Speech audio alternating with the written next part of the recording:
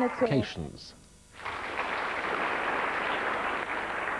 The concept of free higher education has long since been abandoned here.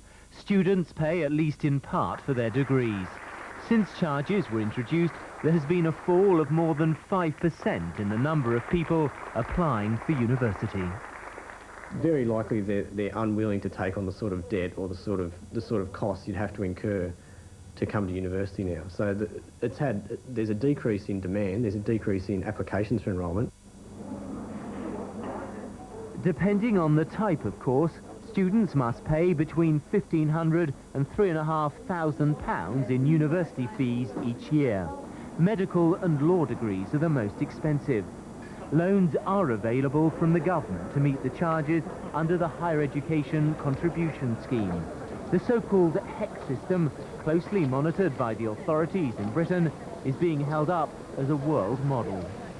HECS is the fairest and best student loan scheme in the world, and you don't have to start repaying HECS until you're earning an income. But many students are far from convinced, warning other countries not to follow down the fee-paying path. There have been persistent, sometimes violent protests against the increasing charges. Some have taken loans of up to £20,000 to pay for their education. The charges, they say, have drastically altered the whole atmosphere of university education.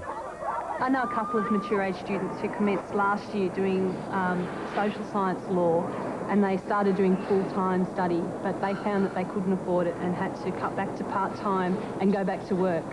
The information I have at home is kept in The Australian experience with fees has been that while mature-age students are put off university, younger school leavers are not.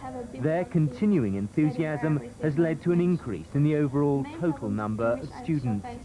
The charges have effectively reduced the competition for places, making it easier to gain entry into higher education for those willing and able to pay.